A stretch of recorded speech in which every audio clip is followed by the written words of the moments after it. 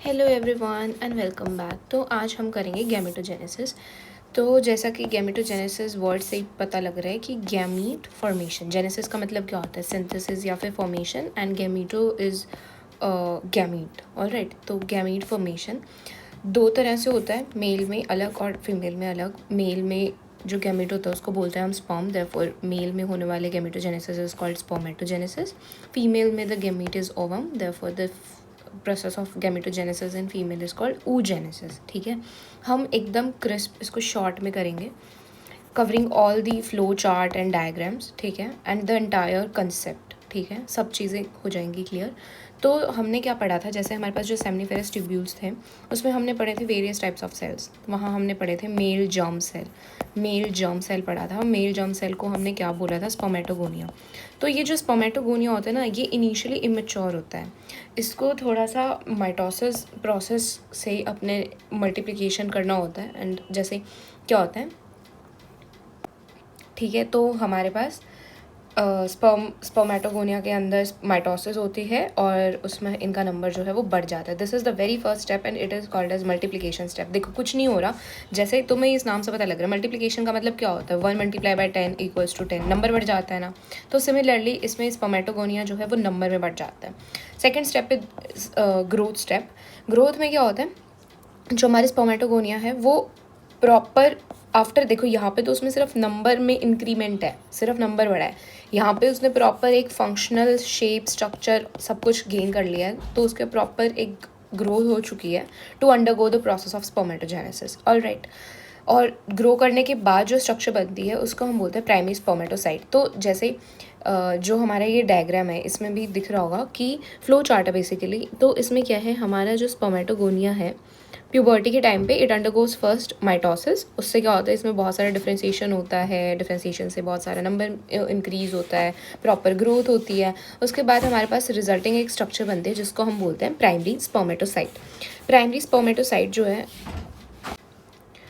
अब जो primary spermatocyte है वहाँ से मियोसिस डिवीजन शुरू होगी। मियोसिस क्या होती है, रिडक्शनल डिवीजन होती है। रिडक्शनल डिवीजन क्यों, क्योंकि इसमें नंबर ऑफ क्रोमोसोम्स कम हो जाते हैं। अगर 2n डिप्लॉयड ऑर्गेनिज्म में 46 क्रोमोसोम्स हैं तो n में कितने होंगे, 23 क्रोमोसोम्स होंगे। तो प्राइमरी स्पर्मेटोसाइट के अंदर मियोसिस होती है और वो सेकेंडरी स्पर्मेटोसाइट बना लेते हैं and the ploidy decreases to n। ठीक है, देखो जैसे ये हमारा स्पर्मेटोगोनिया था, ठीक है, इसने डिफ्रेंशिएट किया, माइटोसिस हुआ और इसका नंबर ऑफ सेल्स इंक्रीज हुआ, प्रॉपर ये रेडी टू डिवाइड हो गया। ठीक है, स्पर्मेटोसाइट बनाया इसने, प्राइमरी स्पर्मेटोसाइट बनाया। प्राइमरी स्पर्मेटोसाइट में जब पहली बार मियोटिक डिवीजन हुई, रिडक्शनल डिवीजन हुई, तो वो 2n से n हो गया। These are the primary spermatocytes and these are the secondary spermatocytes। अब हमें क्या दिख रहा है, ये एक प्राइमरी स्पर्मेटोसाइट ने कितने सेकेंडरी स्पर्मेटोसाइट बनाए, 2। ठीक है, the same thing is written here. Primary spermatocyte, एक प्राइमरी स्पर्मेटोसाइट 2 सेकेंडरी स्पर्मेटोसाइट्स बनाता है फर्स्ट मियोसिस में and the ploidy decreases by half. ठीक है, ये डिप्लॉयड से हैप्लॉयड हो जाते हैं। यहाँ पे जो सेल्स थी वो डिप्लॉयड थी, यहाँ पे जो सेकेंडरी स्पर्मेटोसाइट्स हैं वो हैप्लॉयड हो जाएंगी। Alright, next is meiosis 2। Meiosis 2 step में होते हैं ना, meiosis 1 and meiosis 2, reductional division. ठीक है, तो अब मियोसिस 2 का टाइम आ गया है, सेकेंडरी स्पर्मेटोसाइट में मियोसिस 2 होगी। सेम थिंग, जो सेकेंडरी स्पर्मेटोसाइट है, एक स्पर्मेटोसाइट से 2 स्पर्मेटिड्स बनेंगे, resulting structure is called as spermatid. ठीक है, जैसे हमारे पास जब प्राइमरी स्पर्मेटोसाइट था, जब उसमें मियोसिस 1 हुई तो हमारे पास रिजल्टिंग स्ट्रक्चर जो थी वो सेकेंडरी स्पर्मेटोसाइट थी। सिमिलरली जो सेकेंडरी स्पर्मेटोसाइट है उसके अंदर जब मियोसिस 2 होगा तो रिजल्टिंग स्ट्रक्चर स्पर्मेटिड होगी। ठीक है, यहाँ पे प्लॉइडी डिक्रीज हो जाती है, बट इसके बाद since meiosis 2 is equationally equal to mitosis, मतलब जैसा माइटोसिस में होता है और माइटोसिस में क्या होता है, प्लॉइडी रिमेन सेम, देयरफॉर यहाँ पे भी प्लॉइडी रिमेन सेम। ठीक है, सेकेंडरी स्पर्मेटोसाइट में जब मियोसिस 2 हुआ तो हमारे पास स्पर्मेटिड्स बन गए। और एक देखो इस डायग्राम में देखो, जब हमारे पास प्राइमरी स्पर्मेटोसाइट था उसने सेकेंडरी स्पर्मेटोसाइट बनाए, एक प्राइमरी स्पर्मेटोसाइट से 2 सेकेंडरी स्पर्मेटोसाइट बने। सिमिलरली एक सेकेंडरी स्पर्मेटोसाइट से 2 स्पर्मेटिड बनेंगे, लेकिन सेकेंडरी स्पर्मेटोसाइट कितने हमारे पास, 2 है, तो 2 से कितने बनेंगे, 4 बनेंगे। ठीक है, और क्रोमोसोम नंबर हमारा यहीं पे डिक्रीज हो गया था। जो सेकेंडरी स्पर्मेटोसाइट थे उसमें 23 क्रोमोसोम हमारे पास प्रेजेंट थे, सेम स्पर्मेटिड में भी हमारे पास 23 क्रोमोसोम्स होंगे। यहाँ तक होने के बाद प्रोसेस ऑफ स्पर्मियोजेनेसिस स्टार्ट्स। यहाँ पे हमारी मियोसिस ख़त्म हो जाती है।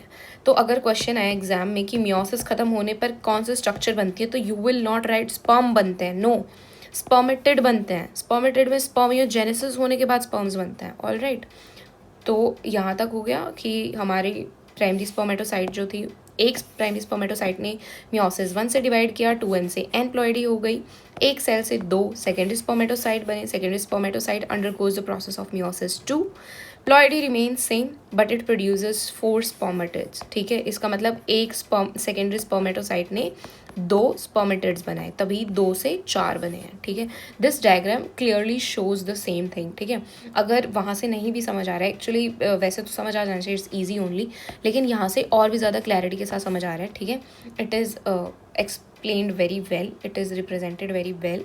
ठीक है, देखो ये हमारे स्पर्मेटोगोनिया थे। स्पर्मेटोगोनिया में माइटोसिस होती है, बहुत सारा डिफरेंशिएशन होता है, increase in number of cells होता है। ठीक है, प्रॉपर सेल अपने आप को डिवाइड करने के लिए तैयार कर लेती है प्राइमरी स्पर्मेटोसाइट। ठीक है, ये है हमारी प्राइमरी स्पर्मेटोसाइट। अब हमारी प्राइमरी स्पर्मेटोसाइट के अंदर 46 क्रोमोसोम्स प्रेजेंट हैं। इसके अंदर फर्स्ट मियोटिक डिवीजन होगी और एक प्राइमरी स्पर्मेटोसाइट से 2 सेकेंडरी स्पर्मेटोसाइट बनेंगे। ठीक है, 2 सेकेंडरी स्पर्मेटोसाइट जो हैं उनके अंदर प्लॉइडी रिड्यूस हो जाएगी, इसलिए इसके अंदर 23 क्रोमोसोम्स प्रेजेंट होते हैं। सेम यहाँ पे फिर से मियोसिस होगी, मियोसिस 2 होगी, मियोसिस 2। ठीक है, एक सेकेंडरी स्पर्मेटोसाइट ने 2 स्पर्मेटिड्स बनाए, लेकिन हमारे पास सेकेंडरी स्पर्मेटोसाइट्स कितने थे? 2। ये 2 कहाँ से आए? जो हमारी पहली प्राइमरी स्पर्मेटोसाइट थी ना, उससे आए। ठीक है, तो 2 से कितने स्पर्मेटिड्स बनेंगे? 4 स्पर्मेटिड्स बनेंगे। कौन से डिवीजन से? मियोसिस 2 से। ठीक है, इसके बाद जो स्पर्मेटिड्स बने हमारे पास, these green colour spermatids, these are spermatids. ठीक है, स्पर्मेटिड्स के अंदर क्या होता है? स्पर्मियोजेनेसिस प्रोसेस होती है। स्पर्मियोजेनेसिस में क्या होता है? These spermatids differentiate and they grow more, proper healthy structure बन जाते हैं ये फिर, जिनको हम बोलते हैं स्पर्म्स या फिर स्पर्मेटोजोआ। ठीक है, जैसे ये जो लास्ट में मैच्योर स्ट्रक्चर दिख रहा है ना, स्पर्मेटिड्स ने प्रॉपर डिफरेंशिएशन एंड ग्रोथ करने के बाद ये स्ट्रक्चर अटेन किया, and this is called spermatozoa. So basically this is all about spermatogenesis. लेकिन अभी ख़त्म नहीं हुआ है, स्पर्मेटिड्स तो बन गए, स्पर्म्स हमें चाहिए थे, स्पर्म्स तो बन गए, लेकिन ये स्पर्म्स क्या स्पर्म्स को का मेन फंक्शन क्या होता है? To move to female reproductive tract ना। अब जब ये स्पर्म्स यहाँ से रिलीज होते हैं ना सेमनीफेरस ट्यूब्यूल से, this process is called as spermiation. This is the ending of spermatogenesis, this marks the ending of spermatogenesis. यहाँ पे हम ये मानते हैं कि ठीक है, हमारा जो प्रोसेस है वो कंप्लीट हुआ, क्योंकि हमारे जो स्पर्म्स हैं उनको सेमनीफेरस ट्यूब्यूल से रिलीज़ करना होता है हमें, ताकि वो फीमेल रिप्रोडक्टिव ट्रैक्ट में जाएँ। ठीक है, तो हमारे पास जो स्पर्मेटोगोनिया है उसके अंदर होगी माइटोसिस। माइटोसिस होने के बाद वो प्रॉपर डिफरेंशिएट करेगा, ग्रो करेगा, इंक्रीज इन नंबर।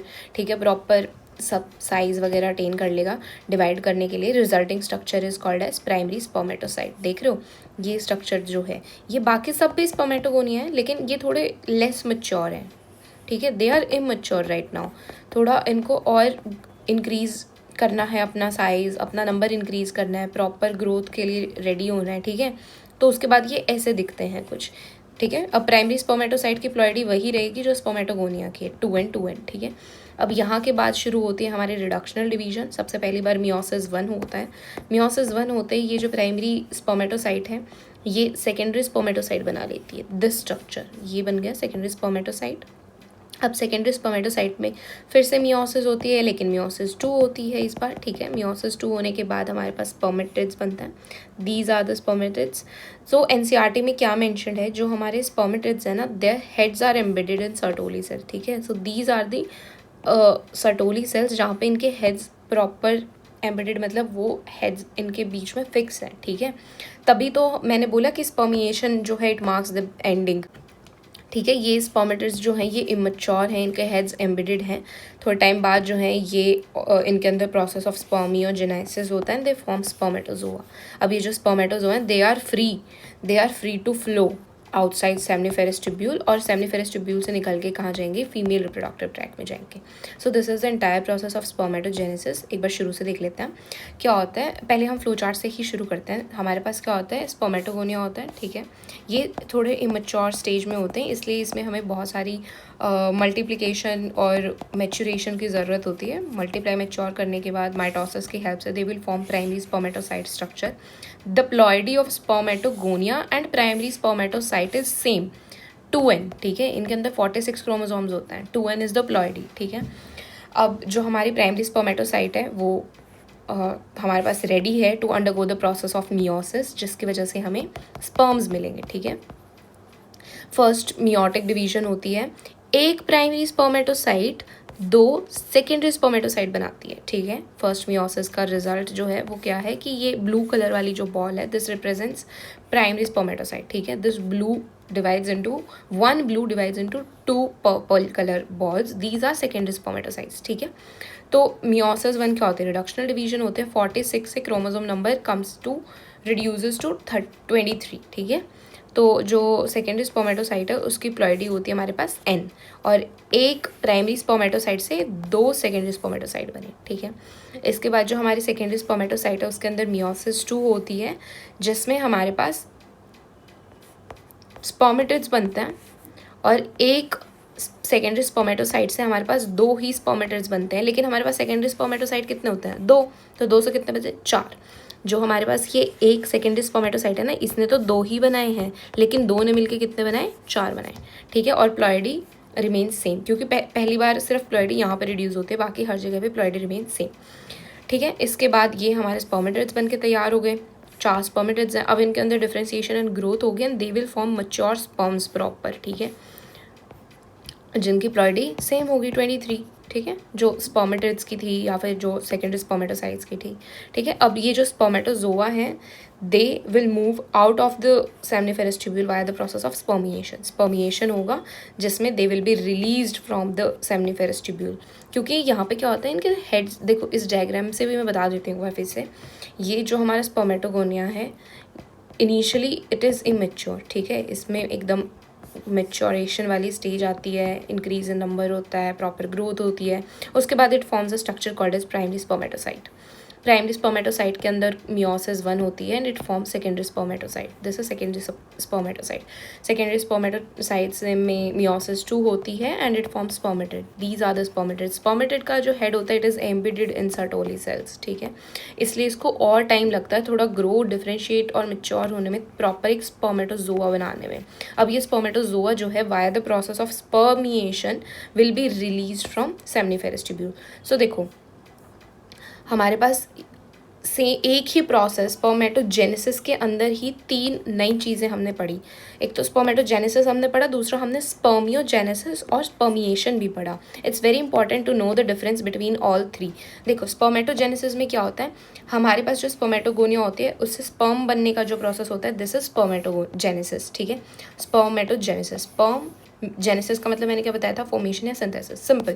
ठीक है, अब जो स्पर्मियोजेनेसिस है उसमें जो हमारे स्पर्मेटिड्स बनते हैं वो प्रॉपर मैच्योर स्पर्म की फॉर्मेशन, प्रॉपर मैच्योर स्पर्म की फॉर्मेशन को स्पर्मियोजेनेसिस कहते हैं. स्पर्मेटिड से मैच्योर स्पर्म की फॉर्मेशन को स्पर्मियोजेनेसिस कहते हैं. ठीक है, दिस इज स्पर्मियोजेनेसिस.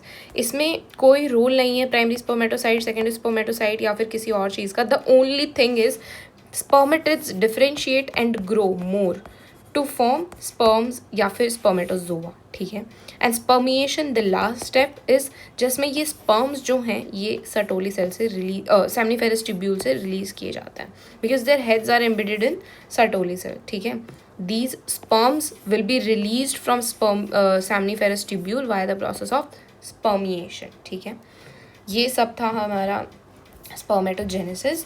स्पर्मेटोजेनेसिस के बाद है हमारा हार्मोनल कंट्रोल.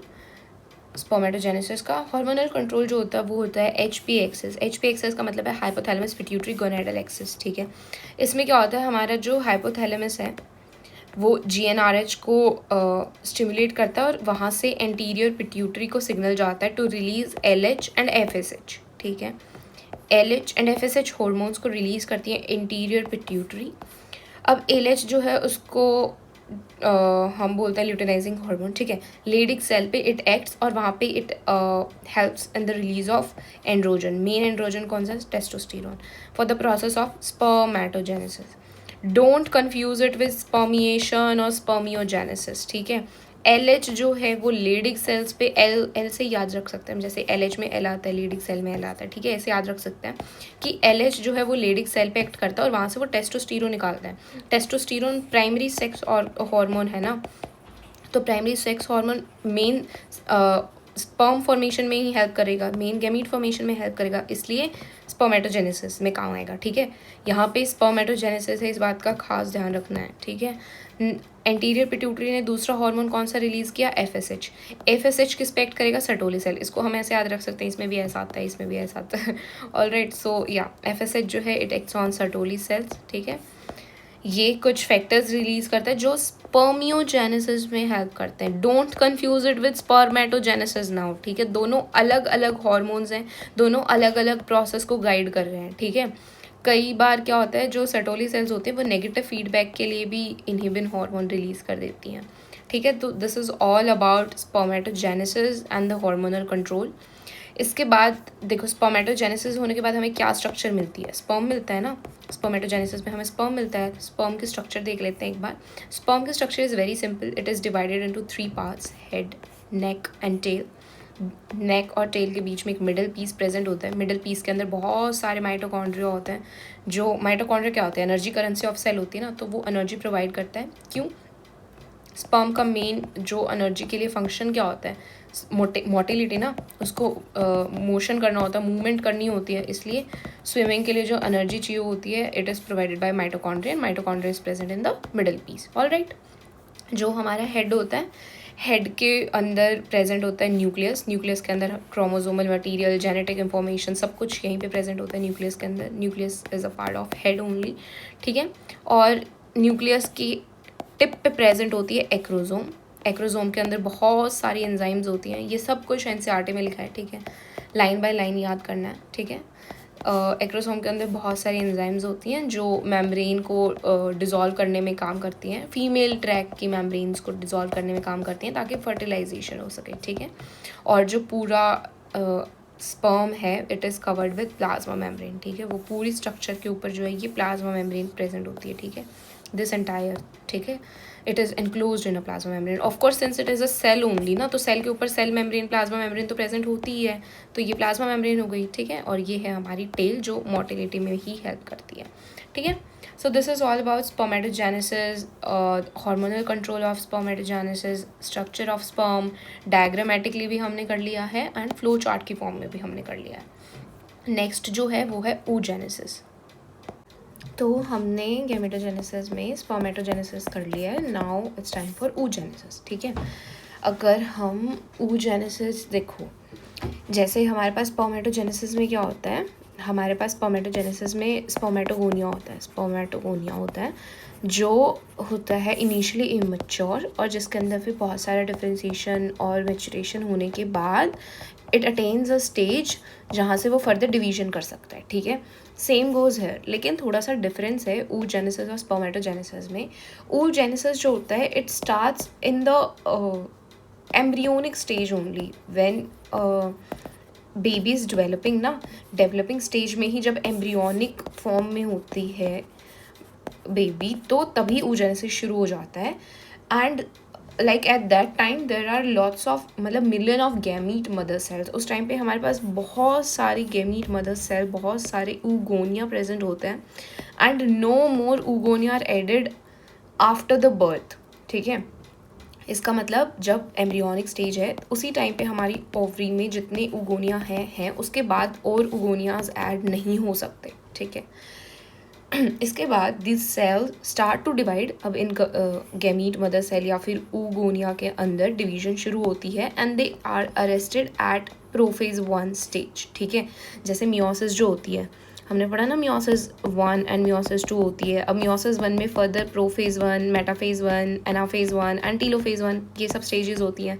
तो जब प्रोफेज 1 की बारी आती है वहाँ पे उसी स्टेज पे सेल्स जो हैं वो अरेस्ट हो जाते हैं, मतलब वो रुक जाती है डिवीजन, ठीक है। वो उसके रुकने का आइडियल टाइम नहीं है। आइडियली डिवीजन कब रुकती है? डिवीजन जब कंप्लीट हो जाती है सेल डिवीजन, ठीक है, उसके बाद ही आगे और डिवीजन होती है फर्दर। लेकिन अगर डिवीजन के लास्ट स्टेज में जाने से पहले ही कहीं पे डिवीजन रुक जाती है, then it is called an arrest, ठीक है। उसको हम बोलते हैं कि stage, at this stage the cell division is arrested, alright.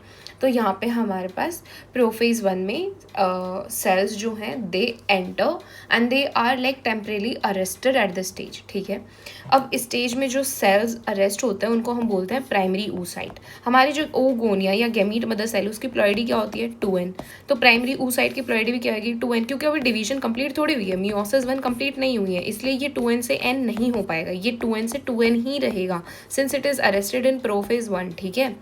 पूरी डिवीजन नहीं हुई है, पूरा रिडक्शन नहीं हुआ। पूरी डिवीजन कब होगी? जब एनाफेज, टीलोफेज, साइटोकाइनेसिस सब कुछ पूरा डिवाइड हो जाएगा, ठीक है, तब होती है। लेकिन क्योंकि ये अरेस्ट हो गए इसलिए ये प्लॉइडी विल रिमेन सेम, ठीक है, इनिशियली। इसके बाद क्या होता है, इस प्राइमरी oocyte पे धीरे धीरे मोर नंबर ऑफ सेल्स, सी ये जो इसका डायग्रामेटिक व्यू है ओवरी का, इसमें this thing is clearly mention कि जो हमारे पास प्राइमरी oocyte होता है उसमें फिर फर्दर बहुत सारे सेल्स जो हैं बाहर से दे कीप ऑन एडिंग, उसके ऊपर लेयर वाइज लेयर बहुत सारे सेल्स ऐसे ऐड होते रहते हैं and this takes a form of follicle, ठीक है। ये एक प्राइमरी, सिंपल देखो ऐसे होता है ना, ये एक प्राइमरी oocyte है, लेकिन अब इसके ऊपर बहुत सारे ग्रेनुलोसा सेल्स की लेयर आती जाती हैं, प्रेजेंट होती जाती है और इसकी फॉलिकुलर ग्रोथ होती रहती है। तो जब पहली बार हमारा प्राइमरी oocyte बनता है और उसके ऊपर बाहर से और बहुत सारे फॉलिकल्स अटैच होते हैं, ग्रेनुलोसा सेल्स अटैच होते हैं, then it forms primary follicle, ठीक है, वो प्राइमरी फॉलिकल बन जाता है, ऑलराइट। सो या, और these follicles degenerate during phase from birth to puberty. जब गर्ल्स डेवलप होती हैं, गर्ल्स की ग्रोथ होती है फर्दर, तो when they are moving towards puberty these follicles start degenerating. ये फॉलिकल्स जो हैं ये ख़त्म होने शुरू हो जाते हैं और फाइनली क्या होता है, हमारे पास एक ओवरी में सिर्फ 60,000 to 80,000 फॉलिकल्स बच जाते हैं, ठीक है। तो दे कैन बी अ क्वेश्चन कि एक हेल्दी फीमेल के अंदर कितने फॉलिकल्स होते हैं? तो एक हेल्दी फीमेल पूछा है ना, एक फीमेल के अंदर ओवरीज कितनी होती हैं? 2 ओवरीज होती हैं, और एक ओवरी में अगर 60,000 to 80,000 फॉलिकल्स हैं तो एक फीमेल मतलब 2 ओवरीज में कितने हुए? दिस इंटू 2, ठीक है, twice of this amount, alright. So this is like कि कैसे प्राइमरी oocyte होता है, फिर प्राइमरी फॉलिकल बनता है, फिर धीरे धीरे प्राइमरी फॉलिकल की और ग्रोथ होती है। अब जब इसमें फर्दर ग्रोथ होती है प्राइमरी फॉलिकल के अंदर, जो प्राइमरी oocyte है, दिस स्ट्रक्चर ग्रोज मोर, ठीक है। अब ये स्ट्रक्चर में क्या होता है, बाहर और भी ज़्यादा सेल्स, ग्रेनुलोसा सेल्स जो हैं वो ऐड होने शुरू हो जाते हैं, ठीक है, मोर लेयर्स ऑफ ग्रेनुलोसा सेल्स, और एक ग्रेनुलोसा सेल्स के साथ एक नई थीका भी ऐड हो जाती है, ठीक है, new theca, and this structure is called as secondary follicle. तो अब ये है कि ये सेकेंडरी फॉलिकल तो बन गया है, लेकिन इसके अंदर जो स्ट्रक्चर प्रेजेंट है ना वो प्राइमरी oocyte ही है, उसमें अभी कोई डिवीजन नहीं हुई है, उसमें कोई चेंज नहीं हुआ है, ऑलराइट। इट्स जस्ट कि हमारे पास ये प्राइमरी oocyte है, इसके बाहर फॉलिकल्स हैं। अब जैसे जैसे उस फॉलिकल की लेयर्स बढ़ती जा रही हैं वैसे वैसे वो फॉलिकल ग्रो हो रहा है और अंदर जो हमारा प्राइमरी oocyte है वो वहीं पे है, इंटेक्ट एज इट इज़, ठीक है, जैसा वो था, ठीक है। अब धीरे धीरे सेकेंडरी फॉलिकल जो बन गया है इसमें फर्दर ट्रांसफॉर्मेशन होती है, ये और ग्रो करता है और इट फॉर्म्स अ स्ट्रक्चर जिसको हम बोलते हैं टर्शरी फॉलिकल। टर्शरी फॉलिकल की खास बात क्या है कि उसके अंदर एक फ्लूइड फिल्ड कैविटी होती है जिसको हम बोलते हैं एंट्रम, ठीक है। जो ये डायग्राम दे रखा है एनसीईआरटी में, इट इज़ क्लियरली शोइंग, ठीक है, एंट्रम। देखो ये हमारे जैसे क्या होता है प्राइमरी oocyte है, ठीक है, फिर धीरे धीरे इसमें फॉलिकल्स की लेयर आ गई तो ये बन गया हमारा प्राइमरी फॉलिकल, ठीक है। इसमें क्या है, प्राइमरी oocyte के साथ साथ कुछ ग्रेनुलोसा सेल्स की लेयर आ गई है, ठीक है, दिस इज प्राइमरी फॉलिकल। अब ये सब क्या हैं, ये डेवलपिंग फॉलिकल्स हैं, इसका मतलब इसमें ज़्यादा कुछ चेंज नहीं हो रहा। अब तुम देखो इस स्ट्रक्चर को और इस स्ट्रक्चर को जब हम ध्यान से देखते हैं तो द ओनली डिफरेंस इज़, मैं थोड़ा और जूम इन कर देती हूँ, द ओनली डिफरेंस इज़ इसमें नंबर ऑफ लेयर्स एक है या दो हैं, इसमें वो 4 से 5 हो गई हैं, दैट इज़ इट। तो इसको हमने प्राइमरी फॉलिकल बोल दिया, इसको हमने सेकेंडरी फॉलिकल बोल दिया। इसमें थोड़ी सी number of layer of granulosa cells जो हैं वो ज़्यादा हो गई हैं, ठीक है। तो ये डेवलप करता है इस तरह से फॉलिकल, ज़्यादा लेयर्स उसमें जैसे जैसे ऐड ऑन होती जाती हैं, ठीक है। इसके बाद क्या होता है, हमारा सेकेंडरी फॉलिकल के बाद थोड़ा सा और ट्रांसफॉर्मेशन होता है सेकेंडरी फॉलिकल में, और उसके अंदर एक फ्लूइड फिल्ड कैविटी आ जाती है जिसको हम बोलते हैं एंट्रम। और एंट्रम जैसे ही शो होती है वो स्ट्रक्चर जो है टर्शरी फॉलिकल बन जाता है, ठीक है। This is the only thing. अब इसके अंदर टर्शरी फॉलिकल के अंदर क्या है, प्राइमरी oocyte ही है। अभी प्राइमरी oocyte के साथ कोई डिवीजन नहीं हुई है, कोई चेंज नहीं हुआ है, शुरू से अब तक हमेशा हमारे पास अंदर प्राइमरी oocyte रहा है और बाहर फॉलिकल्स की ग्रोथ होती गई है, that is it. Primary follicle से सेकेंडरी फॉलिकल से टर्शरी फॉलिकल तक हम आ चुके हैं। टर्शरी फॉलिकल में हमारे पास करेक्टरिस्टिक फीचर पूछ सकते हैं या फिर बता सकते हैं कि हम इसको आइडेंटिफाई करने के एक बिल्कुल यूनिक फीचर क्या है, इसके अंदर फ्लूइड फिल्ड कैविटी होती है जिसको हम एंट्रम बोलते हैं, ठीक है। और जो हमने पढ़ा था कि जो हमारे डेवलपिंग फॉलिकल्स हैं उनके साथ बाहर न्यू थीकाज ऐड होते जाते हैं, तो that theca is divided into an internal theca, external theca जिसको हम बोलते हैं, आउटर थीका जिसको हम एक्सटर्ना बोलते हैं, ठीक है, दैट इज़ इट। अब इसके बाद क्या होता है, इस स्टेज पे हमारे पास जो टर्शरी फॉलिकल है उसके अंदर जो एंट्रम है और उसके अंदर और क्या है, प्राइमरी oocyte है, ठीक है। इसके अंदर होती है अब डिवीजन, ठीक है। Primary oocyte with in the tertiary follicle grows in size and completes the first meiotic division. जो मियोसिस 1 चल रही थी ना हमारी, जिसके प्रोफेज 1 में यहाँ पे प्राइमरी oocyte अरेस्ट हुआ था, here primary oocyte arrested at prophase 1, यहाँ पे ये डिवीजन कंप्लीट होती है and resulting structure is secondary oocyte, ठीक है। तो यहाँ आके डिवीजन होती है और यहाँ आने के बाद हमारे पास प्राइमरी से सेकेंडरी oocyte बनता है। अभी तक जो चेंजेस हो रहे थे या जो डेवलपमेंट हो रही थी वो सिर्फ फॉलिकल्स में हो रही थी। प्राइमरी फॉलिकल था, सेकेंडरी फॉलिकल था, टर्शरी फॉलिकल था, ठीक है। अब टर्शरी फॉलिकल जो है इसके अंदर जो हमारा प्राइमरी oocyte प्रेजेंट था ना, now that will divide and form secondary oocyte। सो यहाँ पे एक क्वेश्चन पूछा जा सकता है कि सेकेंडरी oocyte जो बनता है वो कौन सी स्टेज ऑफ फॉलिकल के अंदर डिवीजन होते हैं, तो वो टर्शरी फॉलिकल के अंदर होती है, ठीक है। और टर्शरी फॉलिकल की एक और खास बात क्या है, उसके अंदर एंट्रम प्रेजेंट होते हैं, फ्लूइड फिल्ड कैविटी। ऑलराइट, सो यहाँ पे जब डिवीजन होते हैं तो हमारे पास एक सेकेंडरी oocyte बनता है और एक फर्स्ट पोलर बॉडी बनती है, ठीक है। तो अब जो ये सेकेंडरी oocyte है, ये इसके देखो जो प्राइमरी oocyte था उसी में डिवीजन होकर सेकेंडरी oocyte बना है ना। So the most of the cytoplasm and the nutrient rich content जो प्राइमरी oocyte में था वो डायरेक्टली सेकेंडरी oocyte में आ जाता है, ठीक है। तो कुछ ऐसे कम नहीं होता, it's just it retains the same nutrition, it retains the same cytoplasm, ठीक है। इसके अंदर वो सब चीज़ें एज इट इज़ प्रेजेंट होती है, किसके अंदर, सेकेंडरी oocyte के अंदर, ठीक है। अब जब हमारा सेकेंडरी oocyte बन गया है टर्शरी फॉलिकल के अंदर प्राइमरी oocyte के डिवीजन के बाद, the resulting structure, the resulting follicle is called as Graafian follicle, ठीक है। अब जो फर्दर चेंजेस होते हैं टर्शरी फॉलिकल में एक मेच्योर ग्राफियन फॉलिकल बनाने के लिए, ठीक है। This Graafian follicle is also called as mature follicle since it contains secondary oocyte now, ठीक है।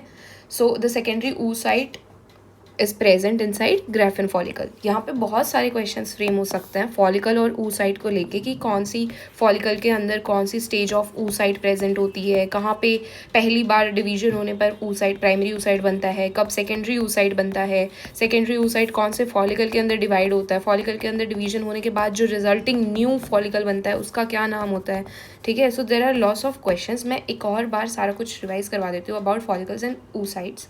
सो देखो, सबसे पहले हमारे पास क्या होता है, प्राइमरी oocyte बनता है जब हमारी जो मदर जर्म सेल है उसमें डिवीजन होती है और वो प्रोफेज 1 में अरेस्ट हो जाता है, ठीक है। प्रोफेज 1 में this primary oocyte is arrested. अब प्राइमरी oocyte जो होता है इसके बाहर बहुत सारी लेयर ऑफ ग्रेनुलोसा सेल्स आने लग जाती हैं। तो जब पहली बार कुछ लेयर्स आती हैं ग्रेनुलोसा सेल्स की, तो the resulting structure is called as primary follicle, ठीक है। अब धीरे धीरे क्या होता है, प्राइमरी फॉलिकल के अंदर प्रेजेंट क्या है, प्राइमरी oocyte, ठीक है। अब प्राइमरी फॉलिकल के ऊपर कुछ और number of layers add on हो जाती हैं, बहुत सारे ग्रेनुलोसा सेल्स आ जाती हैं। This is called as secondary follicle. इसके साथ साथ एक थीका भी प्रेजेंट होता है, ठीक है, एक थीका भी प्रेजेंट होती है। फर्दर जब ये फॉलिकल ग्रो करता है तो ये टर्शरी फॉलिकल बना लेता है जिसमें हमारा जो थीका मैंने बताया वो 2 तरह से डिवाइडेड है, एक आउटर और एक इनर वाले को जो है हम इंटरना थीका बोलते हैं और बाहर वाले को जो है हम एक्सटर्ना थीका बोलते हैं, ठीक है। And this is up in tertiary follicle, ठीक है।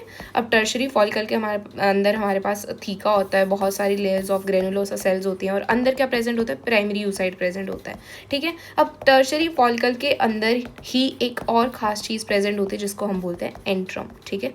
Fluid filled cavities present in tertiary follicle. अब टर्शरी फॉलिकल के अंदर ही जो हमारा प्राइमरी oocyte है वो डिवाइड करेगा and it will form secondary oocyte। अब सेकेंडरी oocyte जो है द रिजल्टिंग स्ट्रक्चर जो सेकेंडरी oocyte हमारा बना है, ठीक है, किसके अंदर, टर्शरी फॉलिकल के अंदर जो इनिशियली प्रेजेंट था। अब वो सेकेंडरी oocyte डिवाइड हो गया ना प्राइमरी oocyte से टर्शरी फॉलिकल में, तो the resulting structure will transform, मतलब ये जो टर्शरी फॉलिकल था ना ये बदल जाएगा ग्राफियन फॉलिकल में। जैसे ही इसके अंदर का प्राइमरी oocyte डिवाइड करके सेकेंडरी oocyte बनाएगा तो ये फॉलिकल भी चेंज हो जाएगा, ठीक है, ये ग्राफियन फॉलिकल बन जाएगा। Graafian follicle is also called as mature follicle, ठीक है। This is all about follicles and oocyte, कौन से फॉलिकल में कौन सा oocyte प्रेजेंट है। I think I made it quite clear. एक बार डायग्राम से भी देख लेते हैं। देखो यहाँ पे ये हमारा प्राइमरी फॉलिकल है जिसके अंदर हमारे पास प्राइमरी oocyte प्रेजेंट है, ठीक है। प्राइमरी oocyte ही चलता है प्राइमरी फॉलिकल से टर्शरी फॉलिकल तक की स्टेज में, ठीक है, ऐसे याद रख लो। प्राइमरी फॉलिकल है या सेकेंडरी फॉलिकल है या टर्शरी फॉलिकल है, इन तीनों के अंदर प्राइमरी oocyte प्रेजेंट होगा, ठीक है। And the difference between this follicle is जैसे जैसे ये फर्दर ग्रो करते हैं और डेवलप करते हैं तो इनके अंदर बहुत सारे layer of granulosa sales add on हो जाती हैं, एक अलग थीका बन जाता है, थीका एक्सटर्ना, थीका इंटरना, ठीक है। और जब टर्शरी फॉलिकल की बारी आती है तो हमें एक और बिल्कुल नई चीज़ देखने को मिलती है and that is antrum, fluid filled cavity, ठीक है। अब टर्शरी फॉलिकल के अंदर जो प्राइमरी oocyte प्रेजेंट है वो डिवाइड करता है और फॉर्म करता है सेकेंडरी oocyte, ठीक है। और जैसे ही सेकेंडरी oocyte बनता है टर्शरी फॉलिकल जो है इसमें भी ट्रांसफॉर्मेशन शुरू होती है और ये एक मेच्योर फॉलिकल की फॉर्म ले लेता है जिसको हम बोलते हैं ग्राफिन फॉलिकल, ठीक है। तो लेजिट हमारे पास जो ग्राफिन फॉलिकल है ना उसके अंदर प्रेजेंट होता है सेकेंडरी oocyte। जो टर्शरी फॉलिकल के अंदर प्राइमरी oocyte प्रेजेंट था इसने डिवाइड किया और फॉलिकल ने फर्दर डेवलप करके ग्राफिन फॉलिकल बनाया, दैट इज़ इट, ठीक है। सो दिस इज़ लाइक यहाँ तक हमारा हो गया है। अब टर्शरी जो ग्राफिन फॉलिकल बनाया है टर्शरी फॉलिकल से, इसके अंदर जो oocyte है इस oocyte के अंदर फर्दर डिवीजन होती है, मियोसिस 1 पूरी कंप्लीट होती है और उसी से हमें सेकेंडरी oocyte और प्राइमरी पोलर बॉडी मिलती है, ठीक है। तो जो हमारा टर्शरी फॉलिकल था उसके अंदर जो प्राइमरी oocyte था इसने जब डिवाइड किया, इसने जब मियोसिस कंप्लीट की, मियोसिस 1 कंप्लीट की, तो एज अ रिजल्ट हमें सेकेंडरी oocyte मिला और हमें एक पोलर बॉडी मिली। The ploidy will finally be reduce, ठीक है। अब प्लॉइडी जो है वो पूरी तरह रिड्यूस हो जाएगी क्योंकि डिवीजन पूरी हो गई है। पहले हमारे पास वो प्रोफेज में अरेस्टेड था इसलिए हमारी जो प्लॉइडी थी वो सेम थी क्योंकि डिवीजन तो पूरी हुई नहीं, रिडक्शन कहाँ से होगी, ठीक है। यहाँ पे अब डिवीजन पूरी हो गई है तो प्लॉइडी भी रिड्यूस हो गई है 2n से n में, ठीक है।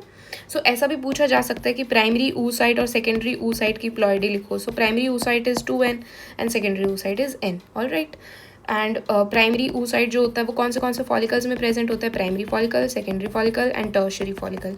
और जो टर्शरी फॉलिकल है इसके अंदर जब प्राइमरी oocyte प्रेजेंट होता है तब मियोसिस 1 कंप्लीट होती है और तब जाके हमारा सेकेंडरी oocyte बनता है।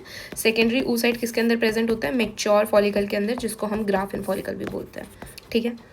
तो अब जैसे ही ग्राफिन फॉलिकल जो है एक पॉइंट ऑफ टाइम पे, कौन से पॉइंट ऑफ टाइम पे आके ये रिलीज होगा इसके अंदर से ओवम, या फिर ये कब रप्चर करेगा फॉलिकल, ये हम मेंस्ट्रुअल साइकिल में और डिटेल में पढ़ेंगे।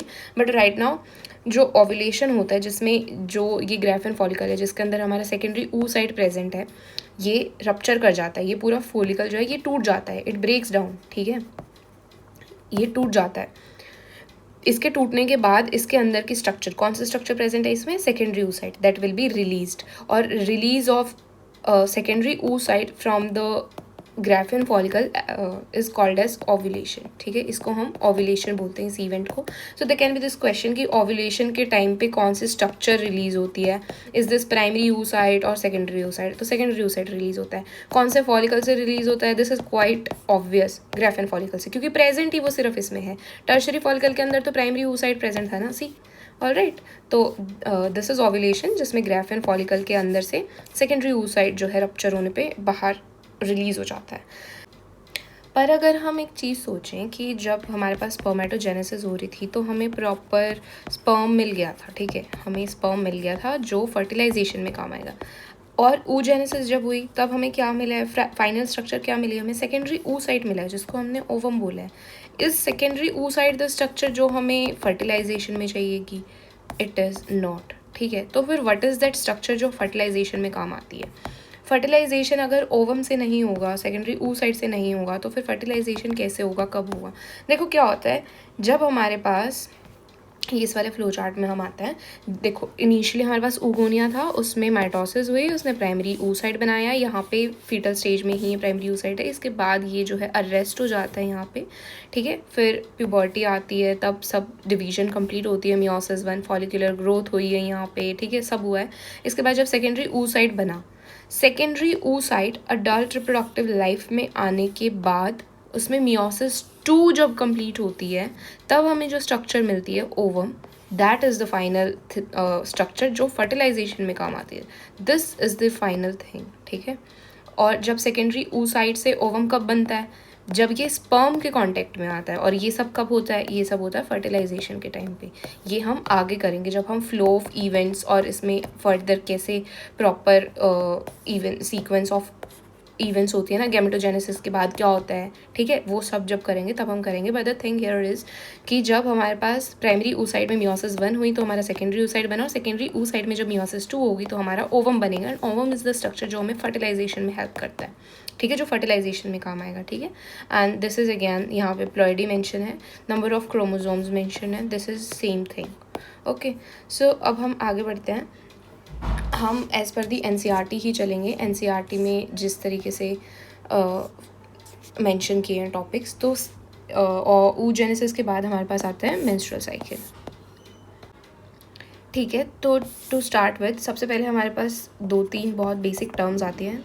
One is menarche, one is menopause and then is menstrual cycle duration, ठीक है। मेनार्क क्या होता है, this is the very first time when you had your periods, ठीक है, जब आपको पहली बार मेंस्ट्रुएशन होता है। This is at the age of puberty, मतलब when you are 12 to 15 years, when you are moving towards adulthood ना, उस टाइम पे, ठीक है।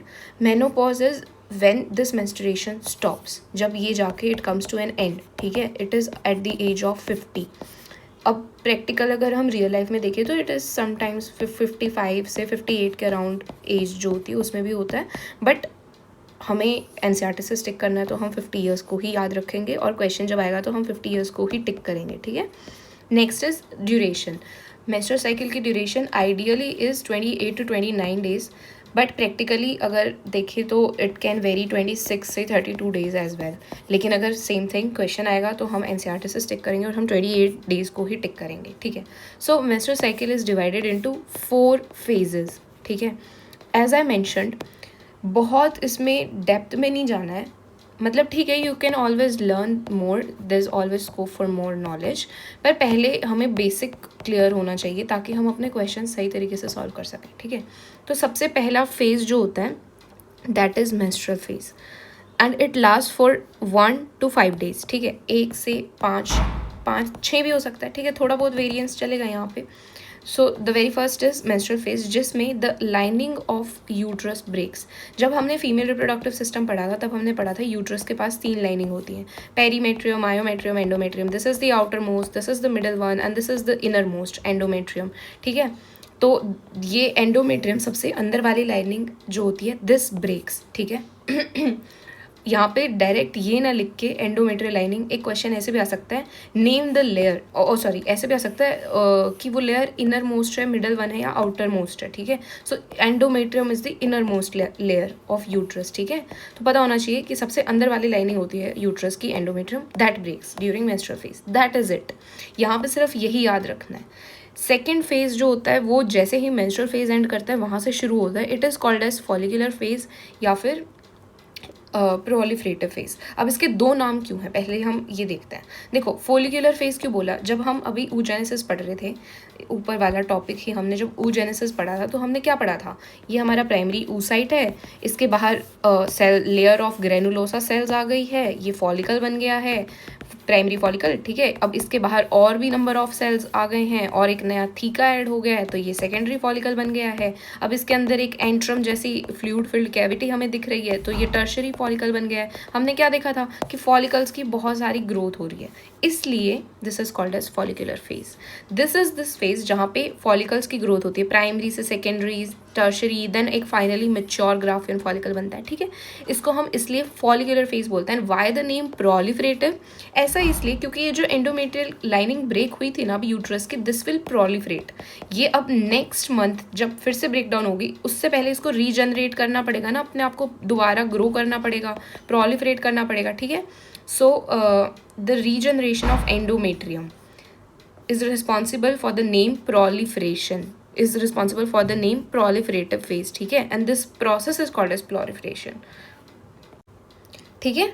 तो अब हॉर्मोन्स के बारे में जब हम देखते हैं तो हम सेकेंड फेज में से ही शुरू करते हैं। जो फॉलिकल्स ग्रो हो रहे हैं प्राइमरी से सेकेंडरी से टर्शरी, क्यों हो रहे हैं ग्रो? जब इनके अंदर प्रेजेंट तो oocyte स्ट्रक्चर ही है, प्राइमरी oocyte ही प्रेजेंट है ना, तो क्या ज़रूरत है इनको बार बार ग्रो करने की, अपने आप को प्राइमरी से सेकेंडरी से टर्शरी बनाने की? ऐसा इसलिए because the growing follicles release estrogen. जब फॉलिकल्स की ग्रोथ होगी ना तभी एस्ट्रोजन हार्मोन जो है वो रिलीज होगा। अगर ये फॉलिकल प्राइमरी फॉलिकल की स्टेज पे ही अटक के बैठ गया, there will be no estrogen, there will be no estrogen hormone, ठीक है। इसलिए इट इज़ वेरी इंपॉर्टेंट कि फॉलिकल्स की ग्रोथ हो and they release this hormone estrogen, ठीक है।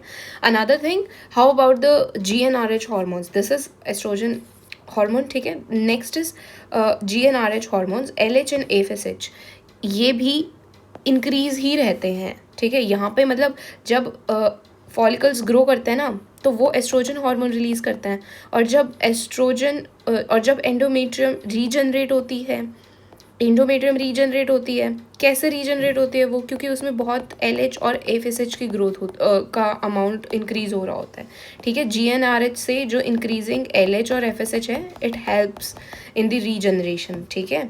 सो यहाँ पे high level of LH and FSH देखने को मिलता है, ग्रोथ ऑफ फॉलिकल्स देखने को मिलती है, and this growing follicles are responsible for the release of estrogen hormone and most important proliferation of endometrium, मतलब वो जो एंडोमेट्रियम है वो वापस से रीजनरेट होती है, ठीक है।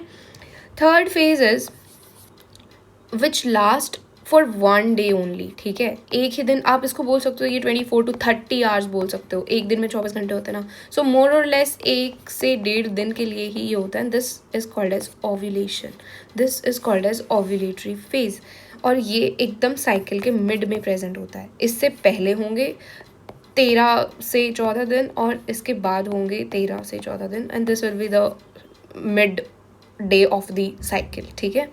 This is called as ovulatory phase. ऐसा इसलिए क्योंकि यहाँ पे जो फॉलिकल्स ग्रो कर रहे थे, इन्होंने एक मैच्योर फॉलिकल, ग्राफिन फॉलिकल बना लिया था। मैंने बताया था कि ग्राफिन फॉलिकल जो होता है वो रप्चर हो जाता है, and the event is called ovulation. I remember हमने यहाँ पे ये कवर किया है। सी, ग्राफिन फॉलिकल जो है वो रप्चर हो जाता है और उसके अंदर से सेकेंडरी फॉलिकल जो है वो रिलीज हो जाता है। So this event is called as ovulation. कब होता है ओव्यूलेशन? 14th डे पे, जो हमारी मेंस्ट्रुअल साइकिल है उसके एकदम मिड वाले टाइम पे, ठीक है। उस टाइम पे जो हमारे ग्रोइंग LH और FSH के लेवल थे, यहाँ पे LH और FSH बढ़ने शुरू हुए थे ना, वो यहाँ पे आगे पीक अटेन कर लेता है, मतलब दैट इज़ मैक्सिमम। इससे ज़्यादा ये हार्मोन्स नहीं बढ़ेंगे, और ये हार्मोन्स का पीक लेवल आने से ही जो है ओव्यूलेशन होता है, सेकेंडरी oocyte रिलीज होता है, ठीक है। So this is the third phase. अब तक हमने क्या किया, मैं एक बार रिवाइज कर लेते हैं। फर्स्ट फेज जो था वो मेंस्ट्रुअल फेज था, जिसमें एंडोमेट्रियम की लाइनिंग ब्रेक होती है, that is it. Second phase जो था वो प्रोलिफरेटिव या फॉलिकुलर फेज था। ऐसा इसलिए क्योंकि उसमें फॉलिकल्स की ग्रोथ होती है, ग्रोइंग फॉलिकल्स जो होते हैं वो एस्ट्रोजन रिलीज करते हैं, हमारे पास हाई लेवल ऑफ LH और FSH हार्मोन होता है which is responsible for regeneration of endometrium, जिससे प्रोलिफरेशन होती है एंडोमेट्रियम की, ठीक है। थर्ड फेज जो होता है उसमें ग्राफिन फॉलिकल जो मैच्योर हो गया था ये टूट जाएगा, ये रप्चर हो जाएगा, इसके अंदर से सेकेंडरी oocyte रिलीज हो जाएगा, और ये सब जो LH FSH बढ़ रहे थे इन द सेकेंड फेज, वहाँ वो अब मैक्सिमम पीक लेवल पे पहुँच जाएंगे। खास तौर पे कौन सा हार्मोन होता है इनमें से, अगर हम देखें एक हार्मोन का अगर हमें नाम सजेस्ट करना हो तो दैट इज LH। ये तुम इस पीक से भी देख सकते हो। देखो लेवल तो FSH का भी बड़ा है, ये रेड कलर लाइन जो है दिस रिप्रेजेंट्स FSH, ठीक है। लेवल अप तो पीक तो FSH का भी आया, लेकिन LH की पीक बहुत हाई है, LH बिल्कुल सर्ज एकदम पीक पे है, मैक्सिमम, ठीक है। ठीक है, यहाँ पे ये हमारा हुआ third phase complete. Fourth phase is luteal या फिर सिक्रीटरी फेज। देखो this last for the maximum period of time, ठीक है। ये यहाँ से यहाँ तक तुम क्या देख रहे हो इसमें, the endometrium is like growth हो चुकी है उसकी, रीजनरेट हो चुकी है, but it is maintained in a constant state, है ना, हेल्दी एक कांस्टेंट स्टेट में उसको मेंटेन करके रखा जाता है। और ये कैसे मेंटेन होती है, with the help of hormone progesterone. अब प्रोजेस्ट्रॉन कहाँ से आया, देखो ये रेड लाइन जो है ना, दिस इज प्रोजेस्ट्रॉन। ये प्रोजेस्ट्रॉन कहाँ से आया, हमने क्या पढ़ा था इससे पिछले वाले फेज में, मतलब फॉलिकुलर फेज में हमने क्या पढ़ा था कि एस्ट्रोजन रिलीज किया हमारे ग्रोइंग फॉलिकल्स ने, ठीक है, जिससे हमारी एंडोमेट्रियम प्रोलिफरेट हुई। यहाँ पे ये जो एंडोमेट्रियम है इसको मेंटेन किसने रखा, प्रोजेस्ट्रॉन ने। और प्रोजेस्ट्रॉन कहाँ से आया, जो कॉर्पस ल्यूटियम बना। अब कॉर्पस ल्यूटियम कैसे बना, जो हमारे ग्राफिन फॉलिकल थे जिनसे सेकेंडरी oocyte रिलीज हुआ था, वो ग्राफिन फॉलिकल बनाते हैं corpus luteum. They will be transformed into corpus luteum, ठीक है। एंड ये कॉर्पस ल्यूटियम जो होता है ये प्रोजेस्ट्रॉन रिलीज करता है, और ये प्रोजेस्ट्रॉन हमारी एंडोमेट्रियल लाइनिंग को मेंटेन करके रखता है। और इस टाइम पे हमारे जो GnRH हार्मोन्स जो होते हैं, ALH और FSH, they are back to normal stage, ठीक है। जो हमारे फॉलिकुलर और ख़ासतौर पे ओव्यूलेशन के टाइम पे बढ़ने लगे थे, वो अब वापस नॉर्मल स्टेज में आ जाते हैं, ठीक है। So this is the fourth phase.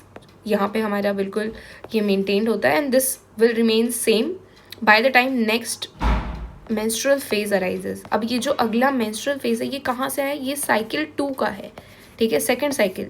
अब ये जो 28 से 29 डेज थे, दे एंडेड, 1 महीना हो गया है, ख़त्म हुआ है। अब सेकेंड मेंस्ट्रुअल साइकिल जब आएगी तो फिर से यहाँ से शुरू होगा, ठीक है। ये दिस विल ब्रेक, देखो यहाँ पे दिख रहा है ना, नेक्स्ट साइकिल बिगिन से थोड़ा सा दिखा रखा है, this is the same thing. Second cycle शुरू हो जाती है, ठीक है। तो this is all about menstrual cycle. अब देखो यहाँ पे दिस इज़ वेरी क्लियर, मैंने पूरी कोशिश की एकदम साफ साफ बताने की कि कौन से टाइम पे क्या इवेंट होता है। हमारे जो शुरू में मेंस्ट्रुअल फेज होता है उसमें हमारे एंडोमेट्रियम की अंदर वाली लाइनिंग शेड ऑफ होती है। जो हमारा सेकंड फेज होता है फॉलिकुलर या प्लॉरिफ्लेटिव, उसमें हमारी एंडोमेट्रियम जो है वो रीजनरेट होती है due to the action of estrogen hormone which is release by the developing follicles, and at the same time there is a increase in ALH and FSH। Number 3 is ovulation, जिसमें ALH FSH hormone का peak आ जाता है, खासतौर पे LH का तो एकदम सर्ज मैक्सिमम फुल, ठीक है, मैक्सिमम अमाउंट में। So this is LH surge, जिसकी वजह से ही हमारा जो ग्राफिन फॉलिकल होता है, मैच्योर फॉलिकल, वो सेकेंडरी oocyte को रिलीज करता है, and this event is called as ovulation, ठीक है। नंबर 4 इज ल्यूटियल या प्रोलिफरेटिव, जिसमें जो ग्राफिन फॉलिकल ने सेकेंडरी oocyte रिलीज किया था, अब वो ग्राफिन फॉलिकल स्ट्रक्चर जो है वो कॉर्पस ल्यूटियम बना लेता है, ठीक है। कॉर्पस ल्यूटियम वाले स्ट्रक्चर में transforms and it is yellowish in colour, देखो ये दिख ही रहा है, ठीक है। And this corpus luteum releases progesterone, यहाँ पे इसीलिए इस पार्ट ऑफ साइकिल में प्रोजेस्ट्रॉन ज़्यादा है, और इसी की वजह से this endometrium will be maintained, ठीक है। ये प्रॉपर मेंटेन्ड स्टेज में रहेगी for the time till next cycle occurs, ठीक है। और इस टाइम पे हमारे GnRH वाले LH FSH हार्मोन्स जो हैं, they will be back to the normal stage, ठीक है। This is all about menstrual cycle. I hope it's quite clear now. जब ओव्यूलेशन हुआ, यहाँ आने के बाद 2 पॉसिबिलिटीज़ होती है। हमने जब oogenesis किया था, हमने तब भी ये चीज़ देखी थी कि सेकेंडरी oocyte पे आने के बाद ओवम बनता है। ये कब बनता है, जब फर्टिलाइजेशन होती है, मतलब जब स्पर्म के कांटेक्ट में आता है ये, ठीक है। लेकिन अगर फर्टिलाइजेशन नहीं हुई तो क्या होगा, यहाँ पे हर एक चीज़ में 2 केस प्रेजेंट है, मतलब 2 पॉसिबिलिटीज़ हो सकते हैं कि ऐसा हुआ या ऐसा हुआ, ठीक है। It depends on that. So ideally अभी हम क्या कर रहे हैं, जब हमारे पास फर्टिलाइजेशन नहीं हो रही है, ठीक है, हम वो वाला केस कवर कर रहे हैं यहाँ पे मेंस्ट्रुअल साइकिल में। अगर फर्टिलाइजेशन हो गई तो क्या होगा, ये हम थोड़ा आगे जाके देखते हैं, पर पहले हम कर रहे हैं जब फर्टिलाइजेशन नहीं हुई, ठीक है। तो देखो यहाँ पे हो गया था, ये देखो ये हमारे फॉलिकल्स थे, ग्रो हुए, एस्ट्रोजन रिलीज कर रहे हैं, इसकी वजह से एस्ट्रोजन का लेवल अप हो गया है। ये सेकेंडरी oocyte रिलीज हो गया है at the time of ovulation, बिल्कुल मिड ऑफ साइकिल में आके 14th डे पे, ठीक है। अब इसके बाद क्या होता है, ल्यूटियल फेज में the remaining part of graphene follicle, जो ग्राफिन फॉलिकल रप्चर हुआ था जिससे सेकेंडरी oocyte निकला था, अब वो उसका जो बचा कुचा स्ट्रक्चर है, it forms another structure that is called as corpus luteum, ये एक और स्ट्रक्चर में ट्रांसफॉर्म हो जाता है। ये इस डायग्राम में भी क्लियरली विजिबल है। ये हमारा ग्राफेन फॉलिकल है, ये इसने सेकेंडरी oocyte रिलीज कर दिया है और अभी ये देखो ये डीजनरेट होने लगा है, थोड़ा सा ऐसे ख़त्म होता हुआ दिख रहा है। देखो यहाँ पे एकदम इंटेक्ट, क्लियर, स्ट्रॉन्ग ऐसे एकदम दिख रहा है ना, साफ सुथरा। यहाँ पे क्या होता है, ये एकदम ख़राब सा होने लगता है, रीजनरेट होने लगता है, क्योंकि इसके अंदर जो इसका मेन काम था ओव्यूलेशन, वो तो इसने कर ही दिया ना। ओव्यूलेशन करवाना था, सेकेंडरी oocyte को रिलीज़ करवाना था, वो हो गया। अब इसके बाद this is looking like a waste only, है ना। तो ये डीजनरेटिंग स्ट्रक्चर है जो ग्राफेन फॉलिकल ने ही बनाया है और इस स्ट्रक्चर का क्या नाम है, कॉर्पस ल्यूटियम। ऐसा नहीं है कि ये एकदम शेयरली यूजलेस है, इट्स ऑफ ग्रेट इंपॉर्टेंस। क्या इंपॉर्टेंस है वो हम बताएंगे कि देखो जो ग्राफेन फॉलिकल से कॉर्पस ल्यूटियम बना, it will release progesterone. Estrogen किसने रिलीज किया था, जो ग्रोइंग फॉलिकल्स थी। So it is follicles only, देखा जाए तो ये सब फॉलिकल्स ही हैं। Tertiary follicle, primary follicle, Graafian follicle, then now corpus luteum, ये सब क्या है, फॉलिकल्स ही हैं। It's just the structures are transforming, एक से दूसरी स्ट्रक्चर में ये बदलते जा रहे हैं, ठीक है। तो इनका काम हार्मोन्स रिलीज करना ही होता है। नंबर 1 जो हमारे पहले वाले फॉलिकुलर फेज में थे, प्राइमरी सेकेंडरी टर्शरी, वो एस्ट्रोजन रिलीज कर रहे थे। और ल्यूटियल फेज में जो ग्राफेन फॉलिकल का रिमेनिंग पार्ट है, जो कॉर्पस ल्यूटियम अब बना लेगा, वो प्रोजेस्ट्रॉन रिलीज करेगा। अब इस प्रोजेस्ट्रॉन का रिलीज होना क्यों ज़रूरी है, क्योंकि जो हमारी एंडोमेट्रियम है, जिसने अभी फिर से नेक्स्ट फेज में ब्रेक डाउन हो जाना है, नेक्स्ट साइकिल में उसने फिर से शेड ऑफ हो जाना है, उससे पहले उसको मेंटेन करके रखने का काम होता है प्रोजेस्ट्रॉन का, ठीक है। जो एंडोमेट्रियम प्रोलिफरेट हो रही थी ना, इंक्रीज रीजनरेट हुई थी, ठीक है, उस चीज़ को मेंटेन भी तो करके रखना है हमें by the time next menstrual cycle occurs, ठीक है। अब देखो यहाँ पे एक बार देखो, अब हम इससे आगे इसको हम मेंस्ट्रुअल साइकिल को पूरा रिवाइज करेंगे और पूरा सिर्फ इस चार्ट से रिवाइज करेंगे। एनसीईआरटी में जो डायग्राम दे रखा है सिर्फ इससे, only with the help of this हम इसको पूरा रिवाइज कर लेंगे, ठीक है। 4 फेज हैं हमारे पास, शुरू कर रहे हैं तो अगर हम इसमें 4 फेजेस हैं हमारे पास। नंबर 1 इज़ मेंस्ट्रुएशन, जो डे 1 से डे 5 to 6 तक लास्ट करता है। इसमें कुछ नहीं होता, जस्ट एंडोमेट्रियम शेड्स ऑफ, कोई इसमें चेंजेस ज़्यादा नहीं होते। इस just the endometrium lining of uterus. कौन सी लाइनिंग होती है, सबसे इनर मोस्ट लाइनिंग होती है endometrium. It sheds off and blood is released as a result of this, ठीक है। सेकेंड फेज इज जिसमें फॉलिकुलर फेज और प्रोलिफरेटिव फेज होता है, जिसमें हमारे फॉलिकल्स की ग्रोथ हमें देखने को मिलेगी। प्राइमरी फॉलिकल से सेकेंडरी फॉलिकल बना, सेकेंडरी फॉलिकल से टर्शरी फॉलिकल बना, एंट्रम है, इनके अंदर प्राइमरी oocyte है, ठीक है। ये फॉलिकल्स ग्रो करेंगे। Growing follicles are responsible for the increase of this estrogen level because they release estrogen, ठीक है। ये जो बढ़ते हुए फॉलिकल्स हैं ये एस्ट्रोजन रिलीज करते हैं, ठीक है। तो यहाँ पे इसलिए ये लेवल जो है हाई दिख रहा है हमें सेकेंड फेज में। And at the same time जो एंडोमेट्रियम लाइनिंग है इट प्रोलिफरेट्स। ये देखो ये लाइनिंग वापस से बनने लगी ना, यहाँ पे जो टूटती हुई दिख रही थी ये वापस से रीजनरेट होने लगी। It will start regenerating, it will proliferate again, ठीक है। ये प्रोलिफरेट हो रही है यहाँ पे हमारी एंडोमेट्रियम, और जो ग्रोइंग फॉलिकल्स हैं वो एस्ट्रोजन रिलीज कर रहे हैं। And at the same time the level of GnRH hormones, ALH and AFSH, दोनों का लेवल जो है वो बढ़ने लग जाता है, ठीक है। Third phase is which last for about 1 day only, जो साइकिल के एकदम बीच में आता है, मिड डे पे आता है, that is on the 14th day, ठीक है। जो सबसे मेच्योर फॉलिकल होता है, ग्राफेन फॉलिकल जो होता है, वो सेकेंडरी oocyte को रिलीज कर देता है। And this entire activity, this entire event is called as ovulation, ठीक है। Secondary oocyte is released, alright. और ये इस टाइम पे जो हमारे GnRH हार्मोन होता है वो पीक पे होते हैं।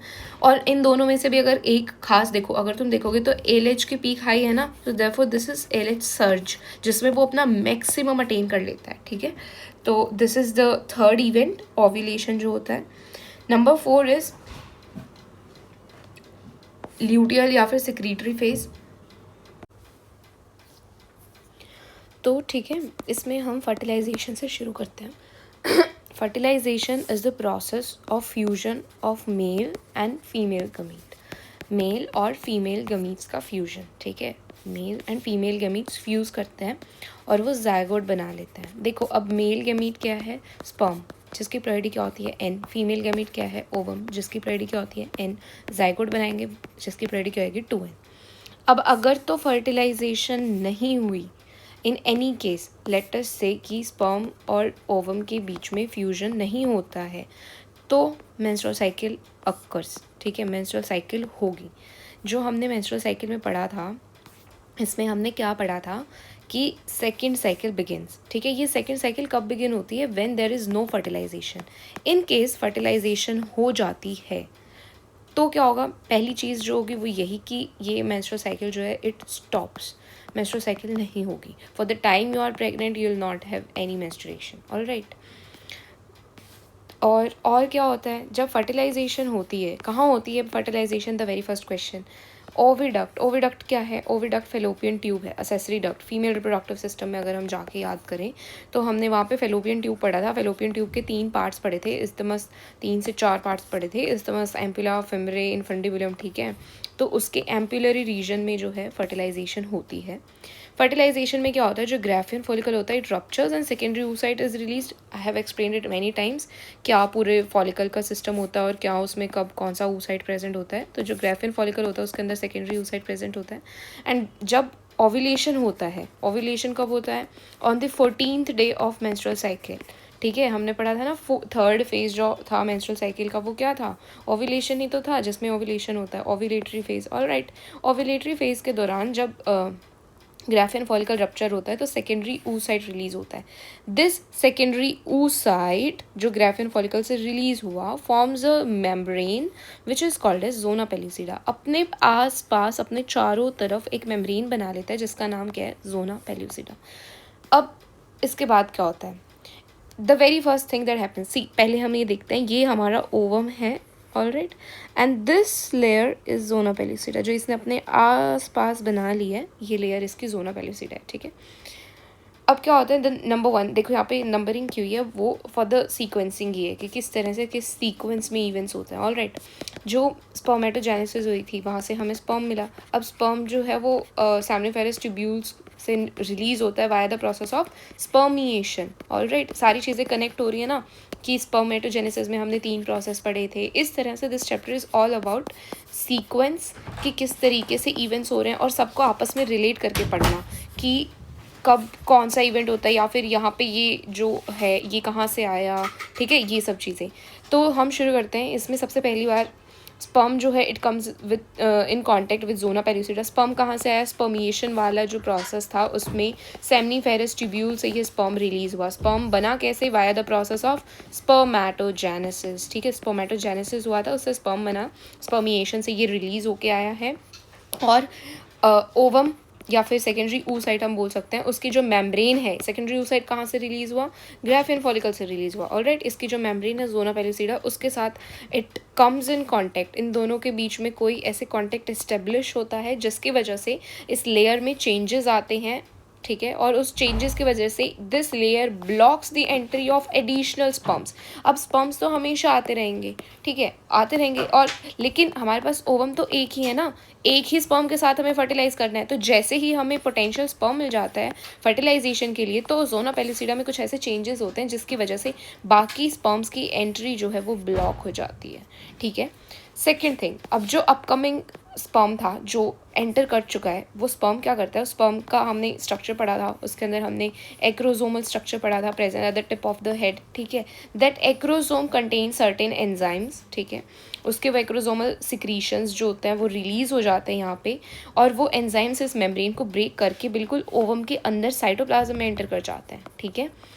दिस इज हो रही है ना सभी, again we are relating things, तो दैट्स हाउ थिंग्स ऑपरेट, ठीक है। यहाँ पे होती है और जैसे ही स्पर्म की एंट्री होती है ओवम के साइटोप्लाज्म में, सो यहाँ पे oocyte जो होता है, या सेकेंडरी oocyte बोलो या फिर ओवम बोल लो इसको, इसके अंदर मियोसिस 2 अब कंप्लीट होगी, ठीक है। मैंने बताया था ये जब हम कवर कर रहे थे गैमेटोजेनेसिस, मैंने तब भी बताया था। देखो this ovum is actually the egg, ठीक है, जो कब होता है कंप्लीट, मतलब जब कब फॉर्म करता है? जब स्पर्म की एंट्री होती है और मियोसिस 2 कंप्लीट होता है, alright. This is the same thing है।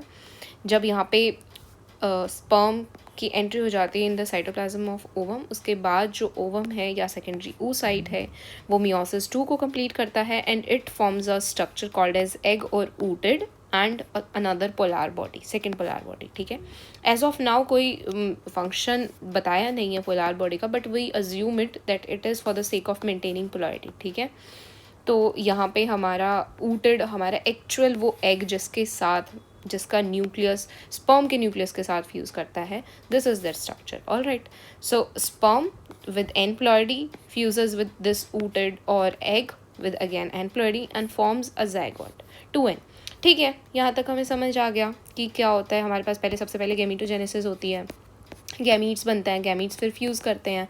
अगर फ्यूज़ करते हैं तो फर्टिलाइजेशन हो जाएगी, ज़ाइगोट बन जाएगा. लेकिन अगर फर्टिलाइजेशन नहीं होती है तो मेंस्ट्रुअल साइकिल होगी. मेंस्ट्रुअल साइकिल में क्या फ्लो ऑफ इवेंट होता है, कौन से फेजेस होते हैं, क्या हार्मोन्स का रोल होता है, सब कुछ हमने देख लिया है.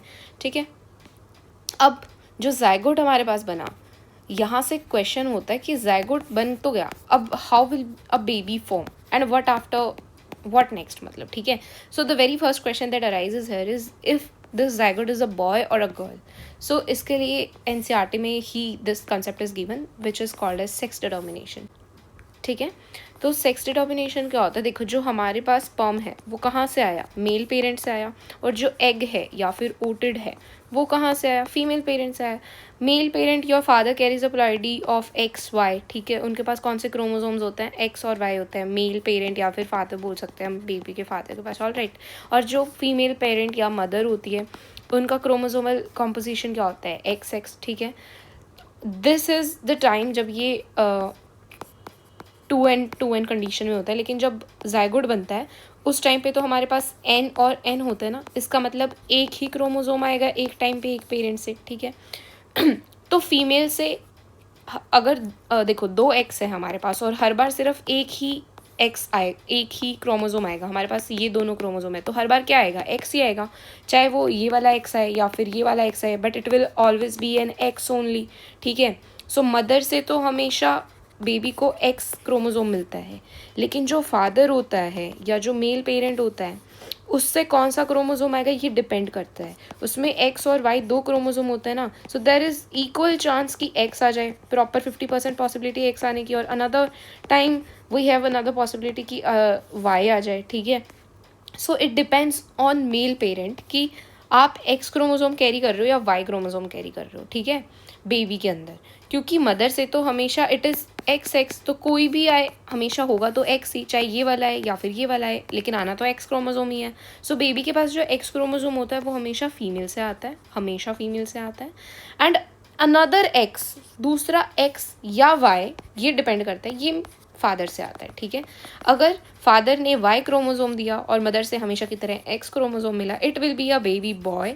और अगर मदर से हमेशा की तरह एक्स मिला और फादर से भी एक्स ही मिला, it will be a baby girl. So अगर देखा जाए तो sex of baby is determined by father and not mother. So देखो, अब हमने क्या किया, हमने फर्टिलाइजेशन कवर कर लिया. फर्टिलाइजेशन से हमें पता लगा हमारे पास एक ज़ाइगोट बनेगा. ज़ाइगोट में one thing is how to know if it is a boy और अ गर्ल, मतलब what decides it's a boy और अ गर्ल, तो वो फादर के क्रोमोसोम पे डिपेंड करता है. ठीक है, देन कम्स द इम्प्लांटेशन. अब ज़ाइगोट फॉर्म हो गया है, अब ज़ाइगोट बनने के बाद क्या होगा? ठीक है, ये ज़ाइगोट जो है हमारे पास फर्टिलाइजेशन कहाँ हो रही थी? ओविडक्ट के एम्पुलरी रीजन में जो है वहाँ पे फर्टिलाइजेशन हुई थी. लेकिन इम्प्लांटेशन तो वहाँ नहीं हो सकती ना. जस्ट लुक एट इट, सी मैंने यहाँ मेंशन किया है, ओविडक्ट में एम्पुलरी रीजन में फर्टिलाइजेशन होती है. और एक बार जब फर्टिलाइजेशन हो जाती है उसके बाद ज़ाइगोट जो है वो इस्तमस से यूट्रस की तरफ मूव करना शुरू करता है ताकि वहाँ पे इम्प्लांटेशन हो सके. और जब वो यूट्रस की तरफ जाता है तो Midway this during this pathway बहुत सारी माइटोटिक डिवीजन होती हैं, बहुत सारी माइटोसिस होती हैं, जिसमें ये जो ज़ाइगोट है 1 सेल स्टेज.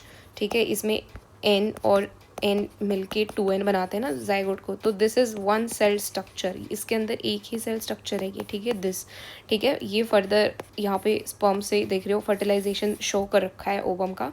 इसके बाद ये प्रॉपर ज़ाइगोट बन जाता है. उसके बाद this zygote moves through this isthmus region of oviduct. And during this motion, जब ये मूव कर रहा होता है, इसमें बहुत सारी माइटोसिस होती हैं जिसमें ये 1 सेल स्टेज से 2 cell stage, then 4 cell stage, then 8 to 16 cell stage में जाता है. एंड ऑल दीज 1 से 2, 2 से 4, 4 से 8 सेल स्टेजेस जो बनते हैं इनको हम बोलते हैं डॉटर सेल्स या फिर ब्लास्टोमियर्स.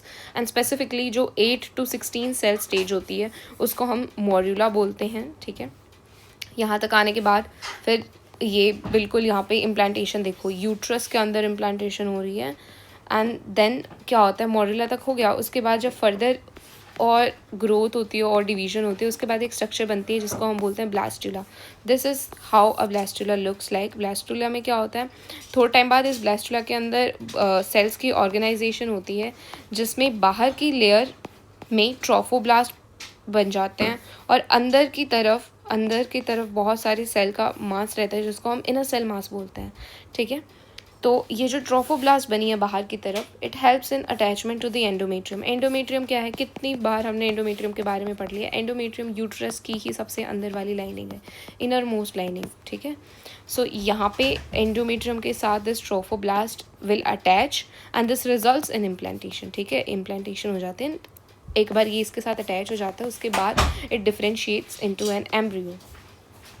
अब यहाँ से तुम्हें रिलेट करना चाहिए कि जब फर्टिलाइजेशन होती है उस टाइम पे इम्प्लांटेशन हो जाती है एंडोमेट्रियम में, इसलिए एंडोमेट्रियम नहीं टूटती, इसलिए हमें फिर मेंस्ट्रुअल साइकिल नहीं अक्कर होती है, मतलब इसके बाद मेंस्ट्रुएशन नहीं होती है, क्योंकि जो मेंस्ट्रुएशन के दौरान जो लाइनिंग टूट रही थी एंडोमेट्रियम, उसके साथ अब ट्रोफोब्लास्ट अटैच हो गया है and this thing is called as implantation.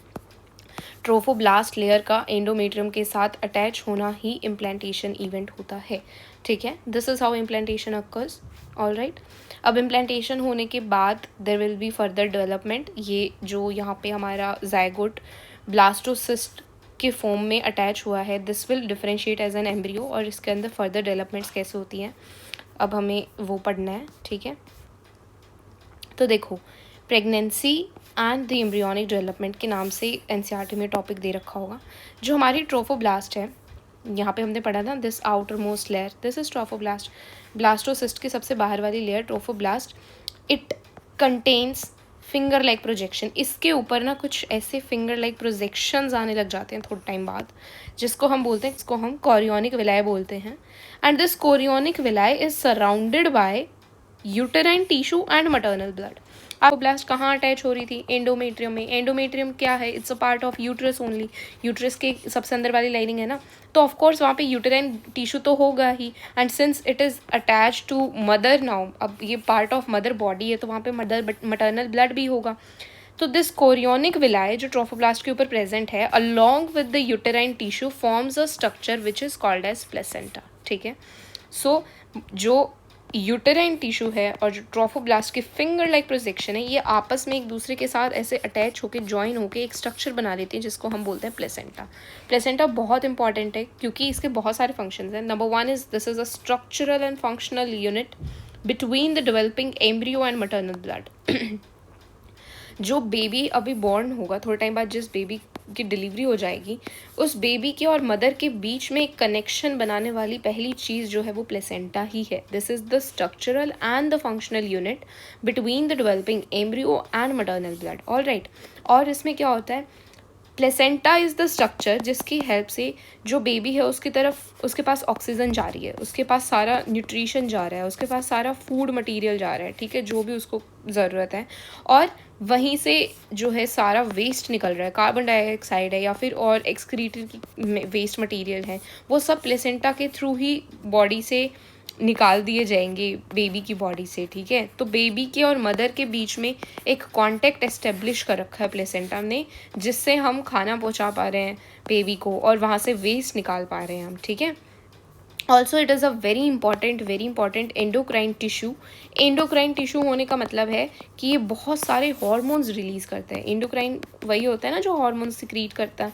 So the hormones release by placenta are HCG, HPL, estrogen and progesterone.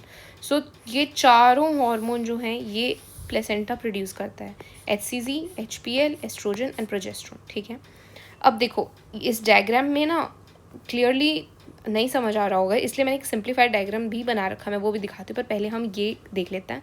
This is cavity of uterus, ये हमारा यूट्रस है, ठीक है, और यहाँ पे मटर्नल ब्लड है। यूट्रस के टिश्यू के साथ ट्रोफोब्लास्ट की फिंगर लाइक प्रोजेक्शंस ने जो स्ट्रक्चर बनाई उसको हमने प्लेसेंटा बोला। This is the placenta, placental villi, the same thing, ठीक है। It's just it is in the form of villi only, ठीक है। And this is the umbilical cord, उसमें बहुत सारी वेसल्स प्रेजेंट होती हैं। This is the developing embryo, this is the yolk sac and this is the plug of mucus in cervix, ठीक है। देखो मैंने बोला ना कि अभी ये हमारा मटर्नल ब्लड है, ठीक है। मटर्नल ब्लड और फीटस के बीच में जो कनेक्शन बनता है उसको हम बोलते हैं प्लेसेंटा। लेकिन ये प्लेसेंटा और फीटस जिस चीज़ से कनेक्ट होते हैं उसको हम बोलते हैं अम्बिलिकल कॉर्ड, ठीक है। मटर्नल ब्लड के साथ डायरेक्टली कांटेक्ट में होता है प्लेसेंटा, ठीक है। मदर और फीटस के बीच में exchange of oxygen, exchange of nutrients, ठीक है, removal of carbon dioxide and other waste, all this takes place with the help of placenta only. लेकिन प्लेसेंटा और बेबी को ज्वाइन करने वाली जो स्ट्रक्चर होते हैं in that is called as umbilical cord, ठीक है, वो अम्बिलिकल कॉर्ड है, ठीक है। अब इसके बाद एक और यहाँ पे इम्पॉर्टेंट डिस्कशन या फिर एक इम्पॉर्टेंट नोट आप कह सकते हो, वो ये कि जो हमारी ओवरी होते हैं it produces relaxin. Relaxin is another hormone जो ओवरी से प्रोड्यूस किया जाता है। इसका मेन काम जो होता है वो डिलीवरी के टाइम पे होता है, लेकिन एनसीईआरटी में इसको एम्ब्रियोनिक डेवलपमेंट में ही कवर कर रखा है, तो हम इसको यहीं पे कवर करेंगे। रिलैक्सिन जो है वो ओवरी प्रोड्यूस करती है। क्वेश्चन आ सकता है कि प्लेसेंटा कौन से हार्मोन्स प्रोड्यूस करता है? HCG, HPL, estrogen, relaxin, progesterone. इसमें से तुम्हें बताना है कि क्या है जो गलत लिखा है। तो रिलैक्सिन गलत लिखा है। रिलैक्सिन प्लेसेंटा नहीं ओवरी प्रोड्यूस करती है। प्लेसेंटा सिर्फ 4 हार्मोन्स प्रोड्यूस करती है, HCG, HPL, estrogen and progesterone, ठीक है। सो जो अब क्या है हमारे पास प्रेगनेंसी के बहुत सारे टेस्ट होते हैं, लेकिन उनमें एक टेस्ट होता है जिससे हम फीमेल बॉडी के अंदर प्रेजेंट हार्मोन्स को चेक करते हैं। अगर बहुत सारे ऐसे हार्मोन्स हैं जो सिर्फ only at the time of pregnancy present होते हैं फीमेल बॉडी में, उनमें से कुछ हार्मोन्स हैं HCG, HPL, रिलैक्सिन, ठीक है। These are the hormones which will be produced only at the time of pregnancy, ठीक है। और जब प्रेगनेंसी श्योर है एंड प्रेगनेंसी को बहुत टाइम हो गया, फॉर एग्जांपल 3 to 4 मंथ्स हो चुके हैं, उस टाइम पे फीमेल की बॉडी के अंदर ना बहुत हाई कंसंट्रेशन हो जाती है हार्मोन्स की। कौन से वो हार्मोन्स हैं जिनकी बहुत हाई कंसंट्रेशन हो जाती है at the time of pregnancy? This is estrogen, progesterone, cortisol, prolactin and thyroxine, ठीक है। तो इसमें देखा जाए तो बहुत सारे तो प्लेसेंटा ने ही प्रोड्यूस किए हैं, ठीक है। So this is also very important, this can be a direct question in the exam कि प्रेग्नेंट लेडी के अंदर कौन से हार्मोन्स मिलते हैं। बहुत सारे नाम लिखे होंगे, तुम्हें बस ये 5 नाम याद होने चाहिए: estrogen, progesterone, cortisol, prolactin and thyroxine, ठीक है। So this is about the pregnancy and the embryonic development. Next we have कि इम्प्लांटेशन के बाद क्या होता है। इम्प्लांटेशन हो गया, एम्ब्रियो जो है डेवलप करने लग जाएगा। अब एम्ब्रियो के हमने पढ़ा था ट्रोफोब्लास्ट और इनर सेल मास।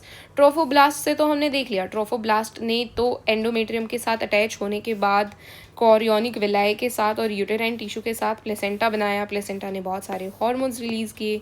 प्लेसेंटा और फीटस जिस चीज़ से, जिस स्ट्रक्चर से जॉइन है उसको हम अम्बिलिकल कॉर्ड बोलते हैं। But what about this inner cell mass? जो यहाँ पे इनर सेल मास प्रेजेंट था, इसका क्या हुआ? इसका क्या काम है आगे? तो जो इनर सेल मास होता है उसके 2 काम होते हैं। पहला काम तो ये कि उसके अंदर जो स्टेम सेल्स होते हैं they have ability to give rise to all the tissues and organs.